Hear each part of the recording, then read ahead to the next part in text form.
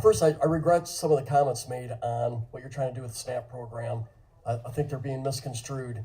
We know your goal is to set money aside to provide technical training, college training for those who are able-bodied, don't have small children, don't have a handicap, and helping them get a high-paying job. The goal here is to break the cycle of poverty. So this is a war on poverty, not a war on the impoverished. So I just want to say I thank you for your leadership on this. I think it's needed. Second, I wanted to follow up on the foot and mouth disease discussion, because that's one of the highest priorities that I hear from our beef producers and our pork producers. And so I appreciate your comments that you made already. My question to you is, what more can Congress do to partner with you in the Department of Agriculture to make this, the future of this a success? Because we want to have this vaccine bank down the road so we don't have an outbreak. When I talk to our cattlemen and our pork producers, a foot and mouth disease outbreak would shut down trade for 5 years or maybe more.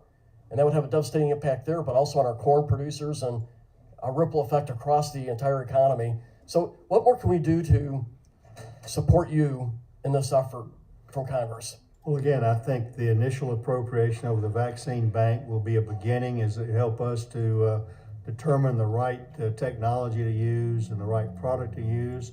I think there will probably be more appropriations needed to fund a vaccine bank. I don't know that we're able to give you the right direction to do that, but as soon as we have some direction, we would recommend to you.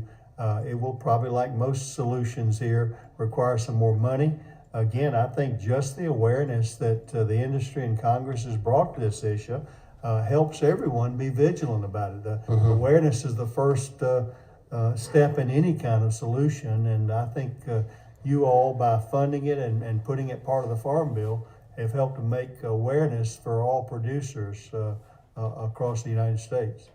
Well, thank you. I intend to work closely with Mr. Eibach and your team, because we want to make sure that we are ready to react and respond here to give you the tools needed to make this a success. In the end, the beef industry, we're the #1 exporter in Nebraska for beef of all 50 states, and this is a critical program, so I want to thank you there. Finally, I just wanted to ask a little bit about USMCA. It seems to me that Congress we're taking some votes right now that have no chance in the Senate, no chance to become law, signed by law by the president. But yet, I think the USMCA agreement is ready to debate, ready to vote on. Is there any other priority in Congress for the Department of Agriculture that has a higher priority right now than getting USMCA passed, from your perspective?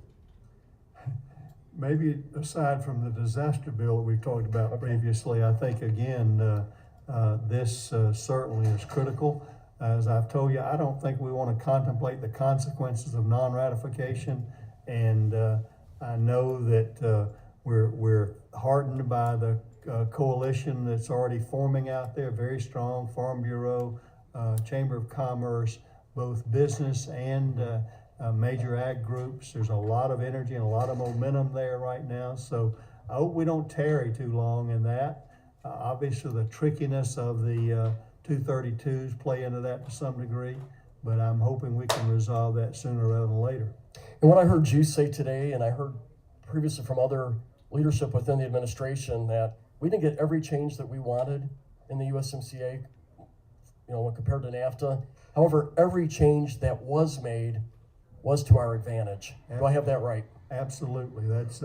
I challenge anyone to go line by line, chapter by chapter, and verse by verse and say where it's worse than it was. I don't think you'll find it. Well, in some of our counties in Nebraska, $50,000 of their income is directly related to trade with Canada and Mexico. This is a priority. We got to get it done. Thank you, Secretary, for your answers today. And Mr. Chairman, I yield back. Undersecretary Eibach reminds me of that on a regular basis.